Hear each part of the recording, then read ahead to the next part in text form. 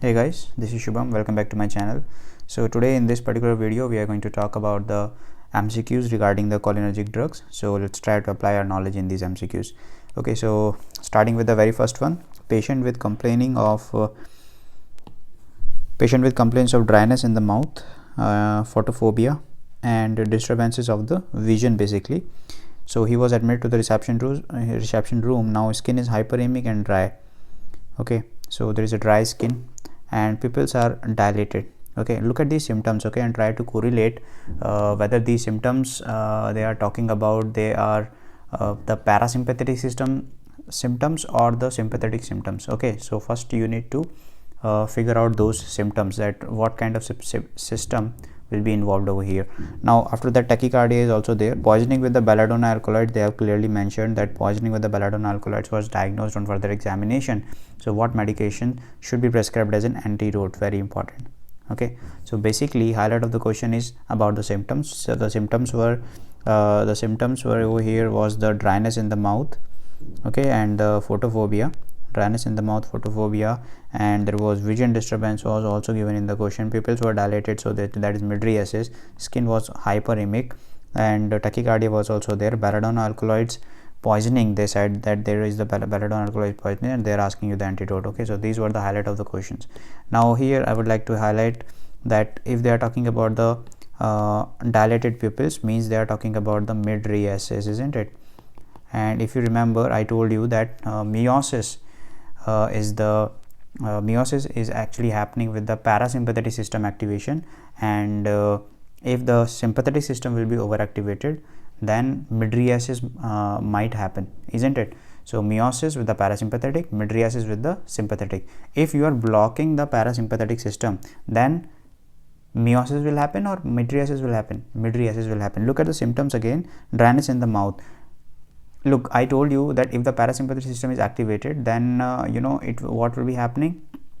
Secretions will be increased.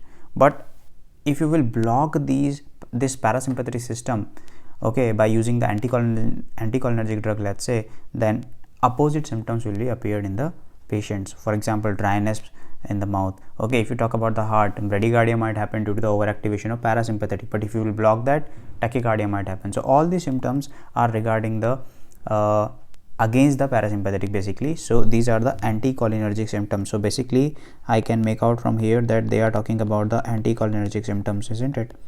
Anticholinergic symptoms they are talking about basically in the question. Okay, anticholinergic symptoms. Now in the image I have tried to depict the Atropa belladonna plant. So this is basically which plant? This is the Atropa belladonna. This is the plant derivative from where the atropine is derived. Okay, and belladonna poisoning, if they are talking about, basically they are talking about which poisoning? They are talking about the atropine poisoning. Atropine poisoning. So atropine, with what it will be doing? It is the anticholinergic drug. It will be blocking the muscarinic receptors basically, and this is the non-selective muscarinic blocker. So it can block M1 receptor, M2 receptor, even M3 receptor. So due to that, vague effects will be seen in the patient, and that's how the patient will be coming up in the emergency room. Okay, so that's the case. So this is the case of atropine poisoning. Anticholinergic symptoms will be appeared in the patient. So what medication should be used? An antidote? Yes, the antidote for atropine, I told you, that was physiostigmine, but here physiostigmine is not in the question, so answer over here would be the neostigmine. Okay, I hope you got this question very clearly in your mind. So answer will be here neostigmine. Neostigmine is having another name, that is the proserine. Okay, so over here the answer will be the proserine or neostigmine. Okay, however the correct answer should be the physiostigmine, as it crosses the blood-brain barrier. Physiostigmine, it is more effective, but anyways it is not given in the option. So neostigmine is also the same category, but it doesn't cross the blood-brain barrier. Okay, that's the thing. So neostigmine can be the correct answer if the physiostigmine is not given in the option. Okay, fine. Now moving on to the next question. Now, patient with the pinpoint pupils. Patient with the pinpoint pupils, again guys, look at the symptoms. Okay, so that's why I told you sympathetic parasympathetic system functioning should be very clear in your mind.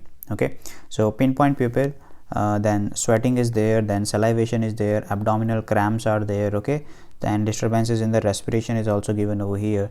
So this kind of patient was admitted to the emergency room. Now poisoning with what substance is the most likely occurred over here? So very simple for us to understand that they are talking about which system.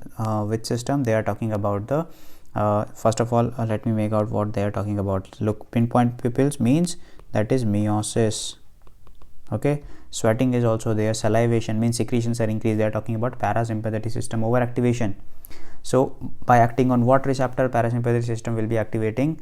Yes, that will be the muscarinic receptors. Okay, so here poisoning with what substance is the most likely occurred? So among the given option, very easily you can say that this will be the muscarine. So that is the last option. So poisoning with which substance is most likely? That is the muscarine. Muscarine will be binding to the muscarinic receptors, and then that's how it will be causing the overactivation of parasympathetic system, and parasympathetic over stimulation symptoms will be persisting in the patient. So here the answer will be very clear that the answer is muscarinic. Okay, so highlight of this question were the symptoms basically, and what kind of symptoms? Meiosis, pinpoint pupil, sweating, salivation, abdominal cramps, and disturbance in respiration. Disturbance in respiration, if I will tell you what do you mean by disturbance of respiration, means there is bronchoconstriction happening, isn't it? So disturbances of respiration means bronchoconstriction is happening. That's how the parasympathetic system works. So that is a bronchoconstriction. Okay, so all of these symptoms are parasympathetic system. Okay, fine. Now moving on to the next question. 49-year-old frequent business traveler presents to his physician requesting medication to help him with nausea and dizziness. Now he already know that he will be having nausea and dizziness if he will be traveling somewhere, so that he gets during turbulent flights.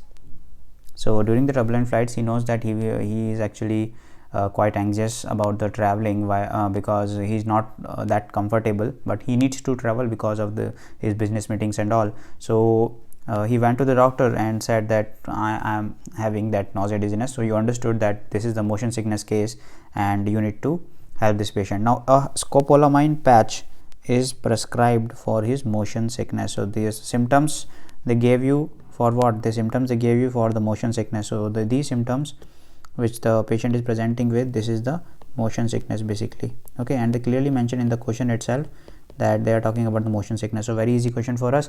Now scopolamine patch, they already told you that they are talking about scopolamine patch. Okay, I told you this is the transdermal patch. It is having what? Hyoscine. Okay, this is hyoscine basically. So very easy for us to understand. So hyoscine was applied. Where we will be applying it? Actually we will be applying it behind our ear. That is the mastoid process over the mastoid bone. Okay, so that is the mastoid process, isn't it? Mastoid process will be applying over there.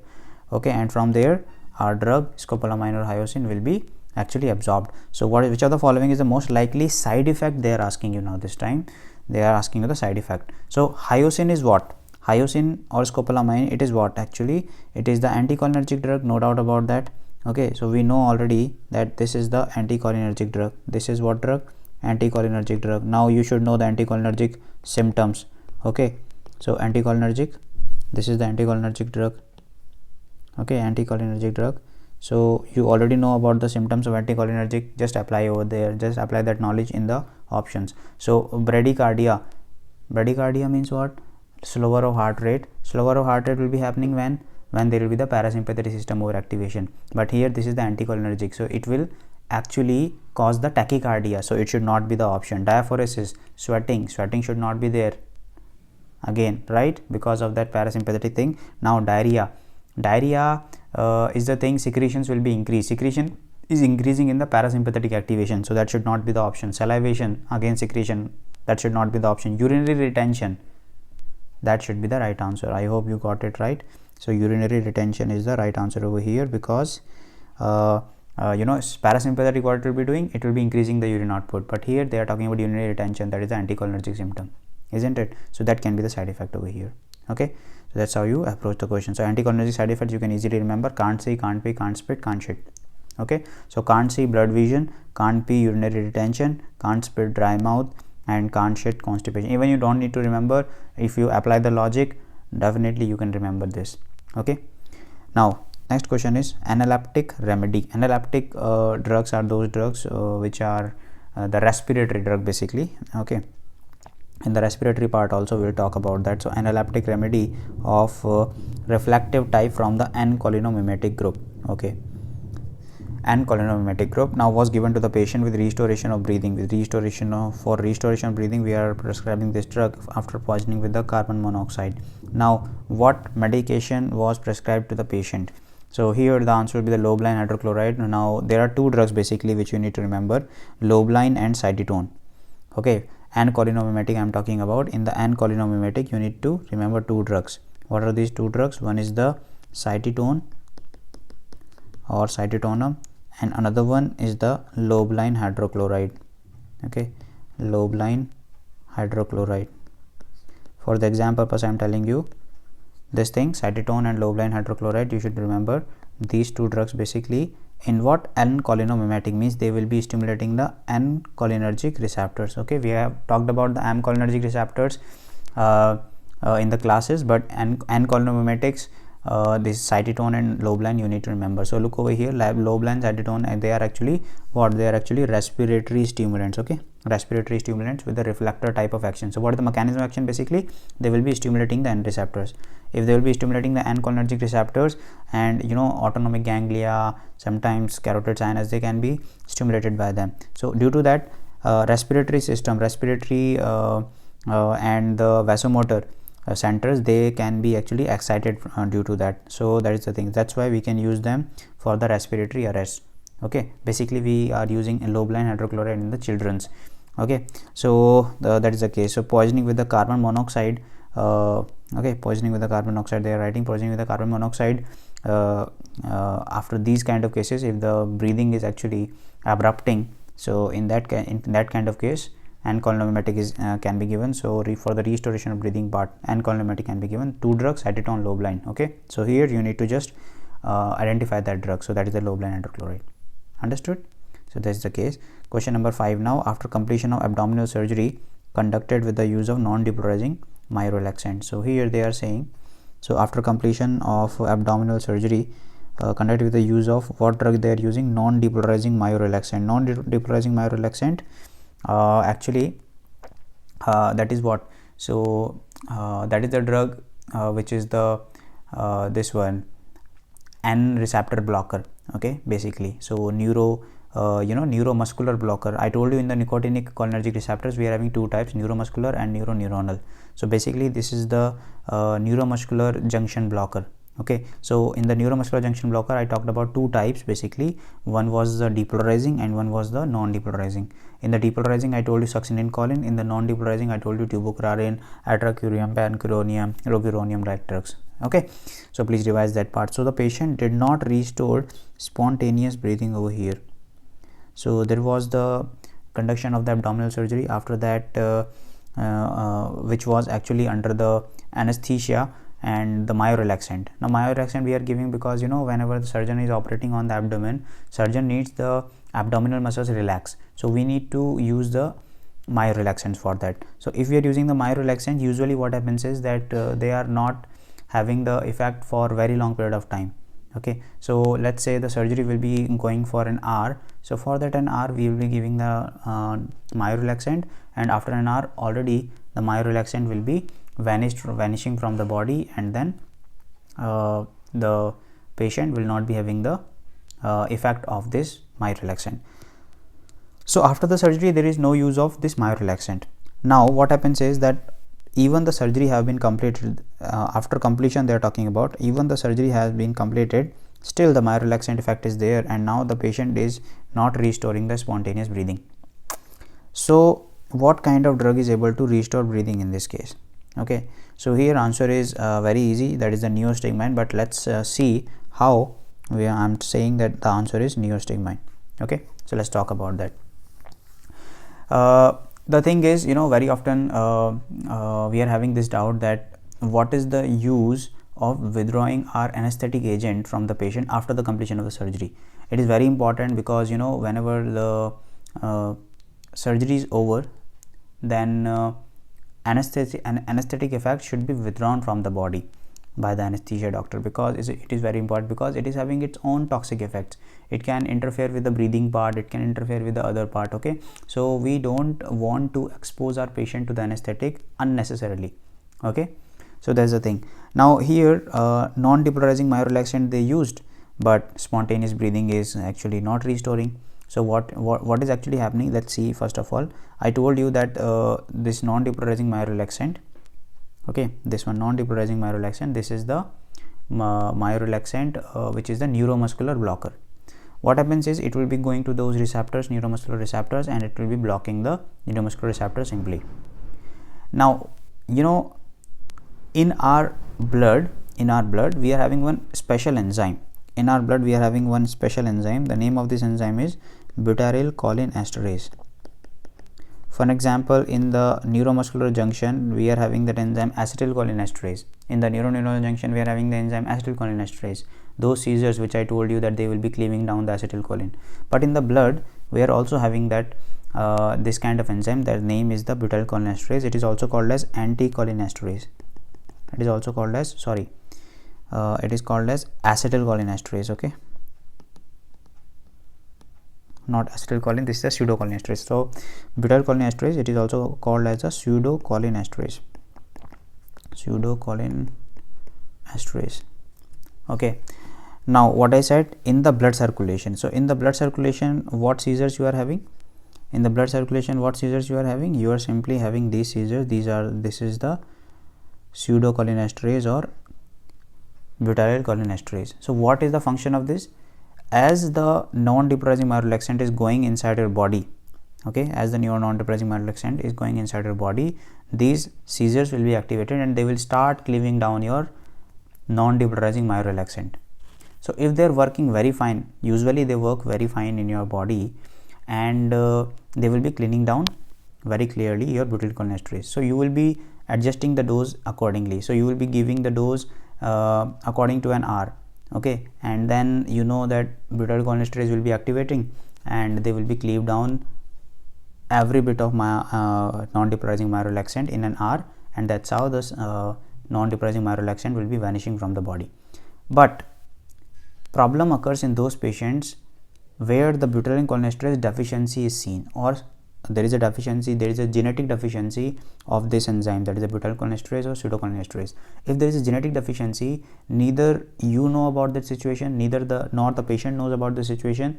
So you gave your drug according to the normal scenarios, but if the patient is lacking this enzyme, then non-depolarizing myorelaxant will not be able to destroy in the body. So that will be persisting for a very long period of time in the body, and if it will be persisting for a very long period of time in the body, it will cause a toxicity, isn't it? What kind of toxicity it may cause? Particularly it will be interfering with the respiration part, so it can seize the respiration of the patient. So we don't want that effect. Okay, so what kind of drug is able to restore breathing in this case? That is a neostigmine. What the neostigmine is doing? Neostigmine, we know that this is the reversible indirect acting cholinergic agonist. Now how it is indirect acting, we have talked about in the in our classes. This is the indirect acting. Remember, neostigmine, physostigmine, pyridostigmine. Okay, so these are the indirect acting drugs, but these are the reversible one. Now basically the neostigmine is the reversible, these are the reversible one. And now we know that these are the acetylcholinesterase inhibitors basically. Okay, so let's say this is the diagram. Okay, so let's say this is the neuroneuronal junction. This one is the neuroneuronal junction. Okay, I'm talking about the neuromuscular now, neuromuscular junction. So this is the neuromuscular junction basically. Okay, we know about the synaptic vesicle and all, everything you know about that. And inside it we are having the acetylcholine and all. Okay, and there are your seizures. Okay, there are your seizures basically. Okay, that is your acetylcholinesterase and all. Now we are having the receptors also for that, for the binding of this thing, that is the acetylcholine. okay, as it will be coming over here. Now what is the role of neostigmine? Basically, you know, if non-depolarizing myorelaxant is coming over here, and there is a genetic deficiency, of butyrylcholinesterase, pseudocholinesterase in the patient, what this non-depolarizing myorelaxant was doing, this was actually coming to the receptor and it was blocking it. Okay, now you will be giving neostigmine drug to your patient. You will be giving what drug? Neostigmine or Prozarin. If you are giving this drug, this is the indirect acting cholinergic agonist. It will come over here, okay, it will be coming over here and it will be blocking these seizures. If it will be blocking these seizures, then whatever acetylcholine is actually coming from here, okay, whatever acetylcholine is coming over here, it will be having more chance to bind to these receptors, because if you are blocking these seizures, if you are blocking the acetylcholinesterase, there is no one to cleave down this acetylcholine, so they will be increasing their amount in the synaptic cleft, in the synaptic gap, and they will be having more chance to bind to the receptor. So gradually they can remove this blocking, and they can bind to the receptor. Okay, so that's how the neostigmine might help. So neostigmine is also considered as antidote in the cases of use of myorelaxants. Okay, so that's how it works. So I'm summarizing whatever I have said till now. I said that if the non-depolarizing myorelaxant you are using, even if the depolarizing myorelaxant you are using, most commonly we are using the depolarizing ones, because they are having the two phases of blocks I told you in the class, right? So if the butyrylcholinesterase or pseudocholinesterase is present, usually no problem happens. But if there is genetic deficiency, rarely if there is genetic deficiency of these enzymes, pseudocholinesterase or butyrylcholinesterase, which are the cholinesterase present in the blood, okay, then you can use the neostigmine to reverse the action of the non-depolarizing myorelaxant. Okay, I hope you got this one right. Now question number 6. A child poisoned with the mushroom.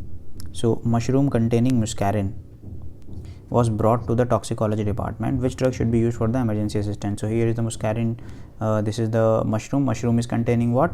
Mushroom is containing the muscarine basically. Okay, and it can bind to the muscarine receptors and can cause muscarine toxicity. So over activation of the parasympathetic system will be happening. So what drug should be used in the emergency assistance in this case? So what drug should be used? Definitely atropine should be used, because this is the cholinergic crisis which is happening. So muscarine can cause what? Muscarine can cause obviously cholinergic crisis. What is cholinergic crisis? Means cholinergic symptoms will be overactivated, parasympathetic system will be overactivated. So you need to use which drug? Anticholinergic. So what drug you will be using? Yes, you will be using the atropine drug. Understood? So that is the case over here. So mushroom containing muscarine was brought, there was the poisoning with the mushroom poisoning. So mushroom poisoning drug, I already told you what is the antidote for that. They are asking you the antidote, what drug should be used. So definitely it will be your atropine. Question number 7. Now they are saying the poisoning, there is a sign of poisoning in the patient by the organophosphorus insecticide. I told you in the farmers it is very common. So was delivered to the hospital emergency department, what medication should be applied? So here you can see organophosphate poisoning, different kind of methods. For example, here one farmer is in the fourth image, in the farmer is actually spraying the pesticide or insecticide, that is the organophosphorus. So you know, having more chance. For example, this farmer is the bare hand, so some kind of sparkles, some kind of sprinkles might come of the organophosphorus and it might enter through the skin of this hand.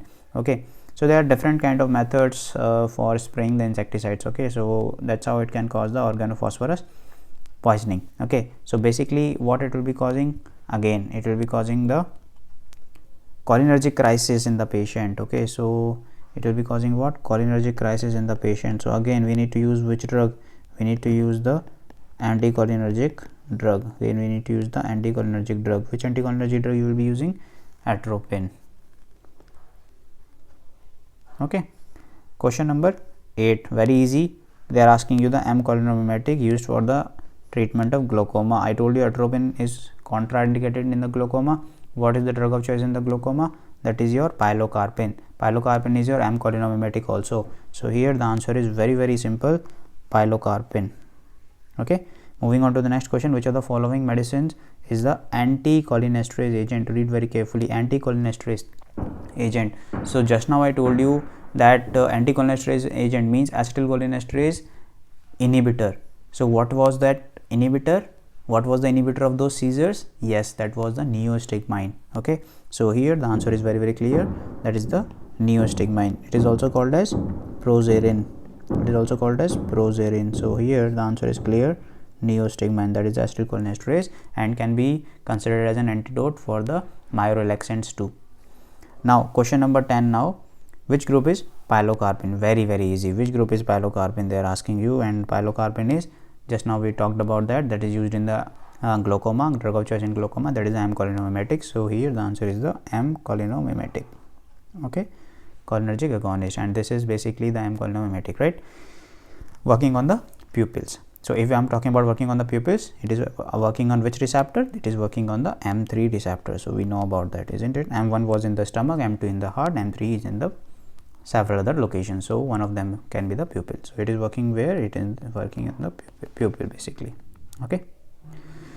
Question number 11 now. Teenage with fracture of hand was presented to the emergency room to perform reposition of fractured bone. To perform reposition of the fractured bone, it was necessary to relax the skeletal muscles. Now to relax the skeletal muscles, which drug you will be using? You will be using the myorelaxant, isn't it? Because before performing any kind of surgery, you need the muscles relax, okay, so that it don't contract during the surgery. So for that purpose we will be using what thing? We will be using the myorelaxants, and usually we use the depolarizing agent, because in the myorelaxant I told you two kinds of drugs are available, depolarizing and the non-depolarizing agent. So here we will be using the depolarizing agent because it can it is actually causing this myorelaxant. So it is actually causing the blocks in two phases, phase 1 and phase 2. So depolarizing of the post-junctional membrane, that is the neuromuscular junction they are talking about, it was administered. So which of the following agent was used? Okay, so very easy, depolarizing agent. What was the depolarizing agent in our classification? That was the succinylcholine. It was the succinylcholine. Okay, here also this is also known by the name of diethylenum. Okay, so if the diethylenum comes in the option, so do not panic. Okay, this is the same thing as succinylcholine. Okay, now let's talk about some mechanism of action also. I told you to two phases of the depolarizing myorelaxant. Okay, so very easy.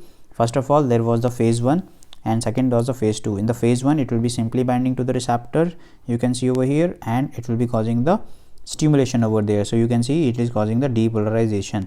But after some time, so phase 1, membrane depolarizes, resulting in an initial discharge that produces transient fasciculations followed by placid paralysis. So first of all, it will be depolarizing it, will be activating it, but in the second phase what it will be doing?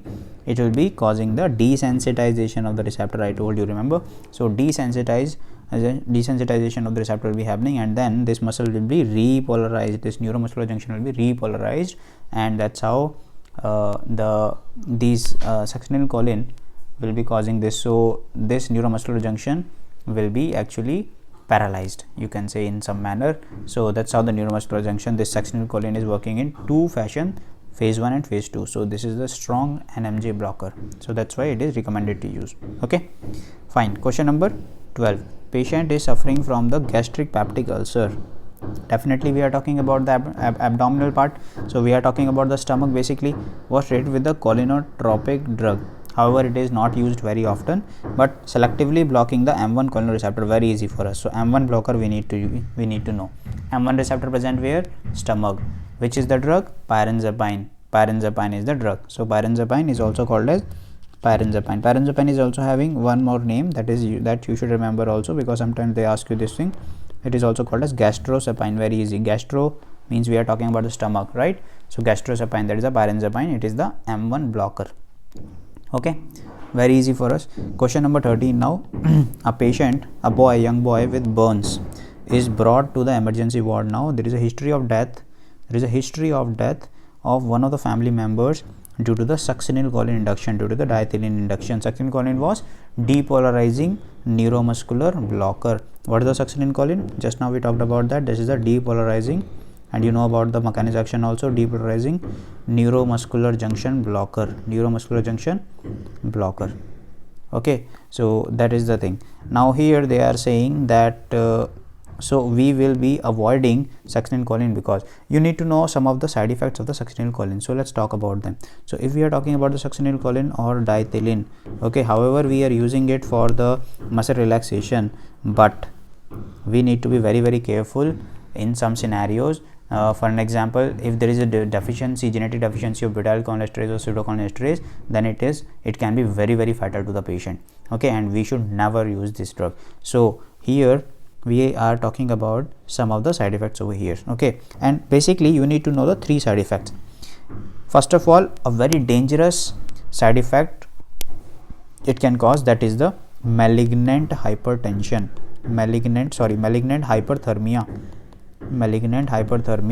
and you won't believe me, it might, okay, you won't believe me, it might cause the elevation of the temperature till 104 degree Fahrenheit. Okay, 104 degree Fahrenheit. So almost the body will be burning from inside. Okay, so 104 degree Fahrenheit. Okay, usually the persons are having that the persons are having the fever like 100 degree Celsius, 101 degree Celsius, 104 degree Fahrenheit, and in some scenarios it might cause, if I'll be talking about at the top of, if you are using, there is a very much toxicity of the succinylcholine. If I'll be talking about that in the degree Celsius, then let me tell you how much it can goes. Okay, so if you will be talking about in the degree Celsius how much fatal it can be, then it might go till 43 degrees Celsius. Okay, so that will burn the body, isn't it? So the blood will be boiling almost. So here succinylcholine for malignant hypothermia, it can cause, very, very important for us to know, and this is the life threatening. Okay, so if somebody will be asking you what is the major side effect, important side effect, that is the malignant hyperthermia for sure. Other than that, it can cause the hyperkalemia in the patient. Other than that, it can cause the apnea in the patient. So these 3 side effects should be very, very clear in your mind. If somebody will be asking you, okay, you should be able to tell them these major side effects. Okay, so these were the major side effects or adverse effects of this succinylcholine, or it is also called as diethylenum. Okay, so malignant hypothermia was the basic highlight over here. Malignant hypothermia is the basic highlight among all the side effects. Okay, now here in the question, so we will avoid succinylcholine because hyperkalemia is also given in the option and the malignant hypothermia is also given in the option. But as I told you, malignant hypothermia is the most dangerous, most life threatening, so I will be choosing that one. So it can trigger malignant hypothermia, so we should avoid it. We should not use it in this patient. Okay, because already the patient was come up with the burns. Question number 14 now. A patient was given actually succinylcholine diethylenum. Again succinylcholine question comes. The skeletal muscle relaxation is there during an operation, is recovered for the last 1 hour. Sorry, not recovered for the last 1 hour. What happened? If the succinylcholine was given and you did many things, if nothing is happening, then the last option comes, that is the transfusion of the blood. You need to replace that blood from the patient because that particular blood is carrying the succinylcholine. So you need to transfuse this blood now. You need to remove that blood and introducing the new blood to the patient, so that succinylcholine effect will be removed, because we know what it can cause. It can cause apnea, hyperkalemia, or very, very dangerous malignant hypothermia. So we need to transfuse the blood in the patient. If for a longer time nothing is happening, then you need to transfuse the blood to save the life of the patient. Okay, so here what will we be doing? You will be transfusing the blood. So that will be the last option, because here look at the time duration, 1 hour. So blood transfusion should be done in those cases if nothing is happening. Question number 15 now. 50-year-old male farm worker has been brought to the emergency room. He was found confused in the orchard like garden, and since 1 E means it could be R, since 1 hour then has remained unconscious. Now his heart rate is 45 and BP is 80/40, so BP is also dropping. So patient might go into the shock now. He is sweating and salivating profusely, means salivating, increasing secretions. What is this? Parasympathetic, isn't it? So which of the following should be prescribed over here? parasympathetic system is overactivating in this case. So what you can give? Anticholinergic drug. What you can give? Anticholinergic drug. Which anticholinergic drug you can find in the options? Yes, I'm listening very right. That is the atropine. That is the atropine drug. Okay, so here among the options, atropine will be the correct answer over here. Atropine, can you tell me the effect of atropine on the heart? Can you tell me the effect of atropine in the heart? Anticholinergic drug? Yes, it can cause a tachycardia, isn't it? So it will increase the BP or decrease the BP? It is very effective in increasing the BP of the patient too. So here you will be having very good effects if you will be using the atropine. Atropine is also very helpful, I told you, in the drug of choice in the AV blocks. It is very helpful in the bradycardias, isn't it? So here the blood pressure was also dropping. So atropine is the emergency drug which we are using for increasing the BP of the patient. Okay, because it is having the anticholinergic effect. If I'm talking about the heart, on which receptor it will be acting and then acting on the heart, you need to tell me this. Yes, I'm listening very right. That is the M2 receptor. Okay, so it will be blocking the M2 receptor basically. It will be blocking the M2 receptor basically, and that's how it will be causing the tachycardia. That's how it will be increasing the BP of the patient. Okay, so very helpful in the hypertension situation also. Question number 16 now. A 59-year-old man develops excessive salivation and sweating, diarrhea and the bradycardia while being treated with the neostigmine for myasthenia gravis. And remember I told you, for the myasthenia gravis, for the confirmation part, we need to do the tensilon test, that is done with the atrophonium. Atrophonium is having half-life of around 4 to 5 minutes. Once the myasthenia gravis is confirmed, then you can use the neostigmine, that is the longer half-life drug. So here also the patient was treated with the neostigmine because the patient was having myasthenia gravis, but now the patient is developing some symptoms. What kind of symptoms they are talking about? They are talking about the excessive salivation part, sweating part, diarrhea, bradycardia. What are these symptoms? Yes, they are talking about the parasympathetic system. So this is the cholinergic crisis symptoms, isn't it? So parasympathetic system overactivation is seen in our patient. So what you will be using in this case? Against the parasympathetic, whatever drug will be acting against the parasympathetic, what will be that? Anticholinergic drug again. So you will be using what drug? Anticholinergic, isn't it? So anticholinergic, because the patient was taking neostigmine, the neostigmine is starting showing its symptoms, that is the parasympathetic system. Okay, cholinergic symptoms. So you need to reverse them by using the anticholinergic drug. Which anticholinergic drug you might give over here against the neostigmine? Very right, that is the atropine among the given options, right? So this is the atropine over here. Okay, so that's how you approach the question. Very easy questions, guys. Question number 70 now. For testing refraction of the eye, atropine was instilled into the conjunctival sac. I told you before, installing the atropine in the eye, you should always rule out the glaucoma, because in the glaucoma, mainly in the angle closure glaucoma or the narrow angle glaucoma, atropine is contraindicated. So atropine was instilled in the conjunctive sac. On completion of the procedure, another cholinergic drug now was used to counteract mydriasis. So atropine, what will be doing? It will be causing the mydriasis because it is anticholinergic. Now to counteract that mydriasis, there was one more drug used, that is cholinergic drug. So it will be causing the miotic. So what will be drug you will be using for counteracting the atropine? Remember which one is acting, which cholinergic drug is acting on the pupil? Yes, that is the pilocarpine. Okay, pilocarpine, because pilocarpine, what it will be doing? It will be acting on the M3 receptor. First of all, pilocarpine, what it is doing? It is activating the M3 receptors. It is activating the pupils and will cause what? Will be relieving with the cycloplegia and the mydriasis part. So basically it is causing what? Miosis. Okay, it will be causing what? Miosis. Okay. Question number 18 now. If a man has an attack of bronchospasm, it is necessary to reduce the effect of vagus on smooth muscles of bronchi. What membrane cytoreceptor should be blocked for this purpose?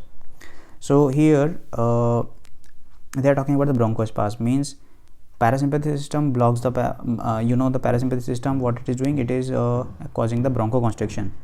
Now vagus nerve is supporting which system? Parasympathetic system. So patient has an attack of bronchospasm, so now it is necessary to reduce the vagus effect.